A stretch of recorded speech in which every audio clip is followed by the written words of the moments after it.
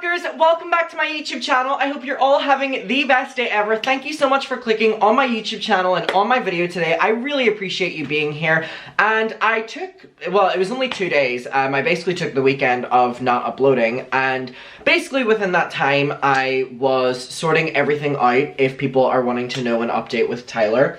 Basically the cremation process is currently underway, and I am picking him up basically in a few days, and that'll be everything, including, you know, everything. So everything through the past couple days has been a lot, and I've really kind of had to deal with the logistics of things and different things with vets and stuff, calls. Like, I don't mean to bring the video down, I'm not going to, but I'm just saying that that's where I've been for like the past like 48 hours, so I appreciate people allowing me to kind of just take that time to sort everything out. And grieving is hard, and yeah, it's been a lot. But that is not what this video is about today. We are going to be discussing, so currently I am rewatching the Jenna Julian podcast. If you know anything about me, you know that I absolutely adore Jenna Marbles and I absolutely adore Julian. And I miss Jenna so much, and I love watching Julian's streams. So I always used to watch their podcast, and I haven't watched it since I watched them for the first time years and years ago. Some of these are dating back to like 2015, 16, 17, 18.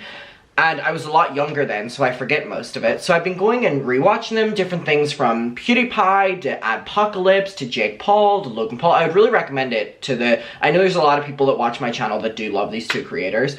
But I came across this episode in which they were discussing basically the violation of parasocial relationships when people are abusing it to show up to your house, parents that drive their kids to basically show up at a YouTuber's house and stalk them. And I thought it was really topical because recently we are aware that story broke, Julian released the news, and I think TMZ were threatening to release it, which is awful. So Julian spoke up before the news hit that basically, I don't even want to call him a fan because a fan wouldn't do that, and that's exactly what Jenna talks about here. A fan would not do this.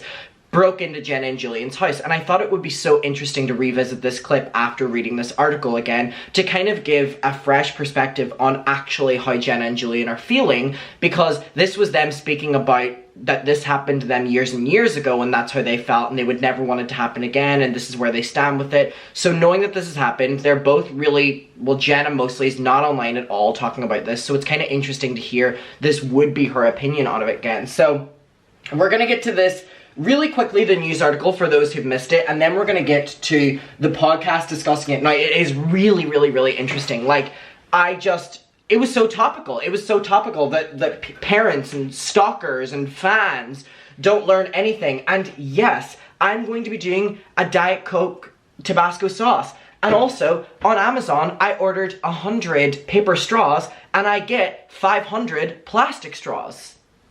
Anyone want to explain that to me? Thought I was doing my bit of good getting my paper straws, even though I absolutely despise them because they just deteriorate in my drink. But I'm fine, I can get my paper straws. So why did I go out of my way to order paper straws, 100 of them, and I get 500 plastic straws? I have not seen these in years. I know there's plastic straws all around the world. I know that there was in like American fast food places. These are like illegal over here. Is this a crime? They're like illegal over here. So I couldn't be bothered to put it in a glass, so we're literally just gonna be putting the Tabasco sauce right into the Diet Coke and hoping for the best. So this article, like we said Jenna Marbles and Julian Solomita's house broken into by a stalker after months of harassment. So Julian had revealed, and we're just gonna get right to what Julian had put on a story rather than the article. So Julian said, "Today someone broke into our house." Oh, this is an unopened one. Okay. "Today someone broke into our house. A woman that we don't know entered our home unannounced. Upon her entering our back door, I immediately subdued her with OC/pepper spray and was able to lock her out. I called the police and she was arrested immediately. Jenna, the dogs, and myself are all safe. While this person is a complete stranger to me, they have been harassing me at my home throughout the last 2 months. This was something that for our safety reasons I was doing my best to keep offline, but we were notified that a media outlet, I think TMZ, we're gonna run with the story, so I wanted you to hear what happened from me first. So now that we have that, this is on the episode podcast 149, Jake Paul, from 5 years ago. So this is even more topical in their lives 5 years down the line. So we're going to listen to this. So again, this is on the Jenna Julian podcast. Watching this for fair use commentary purposes. Here we go. We would never, it's a breach of privacy, and we don't have that problem anymore. Yeah. You know what I mean? You know what I mean? This is them talking about that they have dealt with people showing up at their house and safety issues, but they don't have to deal with this anymore. This is why I want to revisit this, because we're getting their honest opinions on how frustrating and scary this is. And we had one, and I understand when they're talking about the parents that are there, and I think that's a huge part of the problem. For me, that's a whole nother beast. When there was the woman that came here, and she knocked on the door and was like, we drove an hour from Anaheim, and she had her 3 16-year-old daughters, or daughter and friends. That is and she looked at me, and I was like, you know what? Crazy that just this random ass woman shows up to a YouTuber's house that she like Googled the address, I would assume, with your daughter and your daughter's friends, and you're saying, oh, they love your channel so much. I'm sorry, Jenna doesn't give a... She does not care if they're your biggest fans ever. That is so beyond violating. Hold on, I'm gonna close my door. But that is so beyond violating. That is insane. There's people out there that think that that is a normal thing to do. It's really kind of inappropriate for you to come to the house because this is my house. You know, if I'm in public, that's generally okay to say hello to anybody. Like, everybody's okay if you say hello in public. For the most part, unless they're an asshole or they're having a bad day. But like when you go to someone's house, and in Los Angeles, that's illegal. They have those star tours that you can like drive around neighborhoods. But the second that you step onto that property, that's trespassing. And everyone in Los Angeles knows that. You know what I mean? So she came to the door and she said to me, like, yeah, but my girls love you. And this is so, by the way, manipulative and looking at someone as a product. That you're willing to go to someone's house and knowingly making them uncomfortable and try justify your actions because your children love them.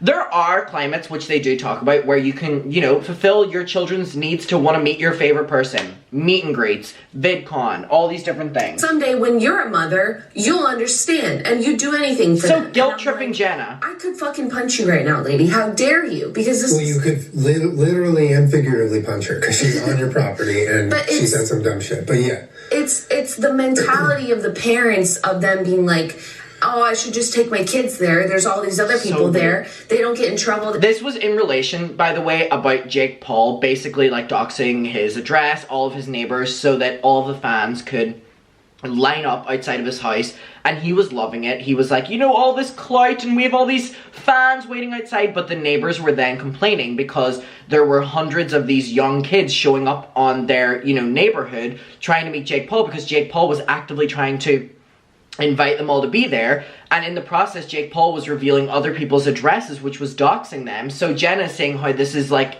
a crazy issue. They can just sit outside there all day, it's something to do, and the parents are sitting there in their lawn chairs and staking out, just hanging out. But the parents don't see that as an invasion of privacy, which is the major problem. Which is a huge, horrifying issue. Right. And it stems from like a tiny little nugget of good parenting, like wanting to do right by your child. That's the tiniest piece of this. The rest of it is delusion and inappropriate behavior. Right. The people who are with their kids, sometimes under 10. It's also crazy to me how many parents don't look at YouTube as like a real thing and don't look at YouTubers like people with talent, but yet are willing to basically stalk them and harass them. If they're just normal people, why would you do that? 10-year-old kids on Jake Paul's fucking street with their lawn chairs. I mean, how do they not wake up for 1 second and say, hey, what the actual fuck am I doing right now as a parent, as a citizen of a fucking street? We're not going to Jake Paul's house to sit outside there so you can look at him. No, kid, you got a fucking basketball game today, and we're going to play basketball today. For fuck's sake. Basketball game. I miss Jenna, but I would never show up to her house. Hear that, you crazy people? Not you, but you know what I mean. I'm trying to be like nice about this. Well, I mean, I would assume there's a couple crazy muckers out there. Even if like this person right, welcomes this on their street, which is just so beyond selfish and stupid to me. By Jake Paul? It's not your block. There are fucking hundreds of other people who live there, living their lives, trying to fucking get by. Even if that's happening, even if Jake Paul's welcoming it, as a fucking adult, as a human being, like, how can you populate that street? How can you, like, I mean, the lawn chair thing, that blows my mind. But circling back... Basically, what they're talking about there, it's pretty self-explanatory, but it wasn't the kids that were on the lawn chairs. It was the kids were waiting at the front gates of Jake Paul's house, and the parents were sitting, you know, like 10 meters back in lawn chairs, just like on their phones, doing Scrabble, playing Candy Crush, all these different things, and basically endorsing for their kids to basically just, well, to stalk the YouTubers, but also the parents were as well. Back to when people came here, and when they said that to you, the part that bugged me the most about that, which kind of brings back to the Post Malone thing, is like, there's literally nothing that you can do to look good. You have to. So scary. If you were there, I would have shut the door. Be like, I'm calling the cops. And I almost did that, but you know, were nice enough to say hi to the girls, and then put it. But it's like you're putting someone in such a tough. We took pictures. That is so, by the way, awkward. So Jenna was nice enough to talk and take pictures to the girls that show up, like 3 or 4 of them that the mother has drove from Anaheim, which, by the way, is a decent drive from LA. Like a decent drive from LA. And you know what? I'm so glad that, like, I've been to LA. I know how awful the drive is from Hollywood. Well, I know they probably don't live in Hollywood, but where I was staying in Hollywood to Anaheim. It was awful. I did it multiple times. I don't drive, but, you know, either Uber or my friend was driving me or whatever like that. It's awful. It is so bleak. The traffic is abysmal, and it's just long. It's so, and getting out of LA and Anaheim, it's just, yuck. I did it going to and from VidCon for 3 days, going to and from Disneyland for 2 days, and then there were a couple other events that I went to. Sorry, this is like really catching up with me with gas now. I know you don't mind, but there were, oh my god, it's like so gassy now. Trust me, it's like drinking petrol. It's like it's good, but it's like, maybe that wasn't a good analysis. It's just like so, it's a lot, if you get me. You should try it. And then there were a couple other like parties, like VidCon after parties that we went to, that basically you had to go to and from Anaheim and Hollywood, and it was absolutely, that drive is awful. So the mother drove that, and then was obviously expecting Jenna to talk and take pictures because the drive was so bad. I feel you there. But why would you do the drive? Also, you don't even know if they're home. Like, you don't even know if they're home. You're, first of all, taking a really delusional chance there. But how awkward is it that Jenna says that she's being made uncomfortable to the mother, and then the mother's response is, one day you'll understand when you have your own kids. And then Jenna's nice enough to take pictures. How awkward are those pictures? In front of my house, and I'm just sitting there, like, smiling. You're not smiling. You're like, you look really distraught. Like, you know, and it's a fake smile. It's just one of those things that I really feel like I'll never understand. And to that woman, I know she's never watching this because she doesn't give a fuck, neither do, you know, do those kids. Because if those kids were really, you know, honest, genuine fans of ours, they wouldn't have shown up at our house, period. There's no... One thing that I think is really, really, really fascinating whenever we're talking about this conversation with Jenna and Julian specifically, more so Jenna, they're talking about if you see us in public, you can ask for a photo and you can talk, whatever. So Jenna has been offline now. Voice is cutting off. Hot sauce is catching up with me. Jenna's been offline now for like 2 years, and there have been maybe 3 or 4 instances where there will be photos of her with fans that go viral on Twitter. And now Jenna knows that whenever she takes photos anytime now, like her wedding, fan ones, they're gonna go viral because people miss and just crave any Jenna content. I don't think Jenna has ever turned down a fan who has said that they've met her past her leaving YouTube for a photo, and they've asked her for permission to upload it online, and she said that is okay. Like, that is what true Jenna Marble and Julian fans do, because they understand how complex it is now with Jenna not wanting to be online, and they're asking for permission to not only take a picture, but upload it online.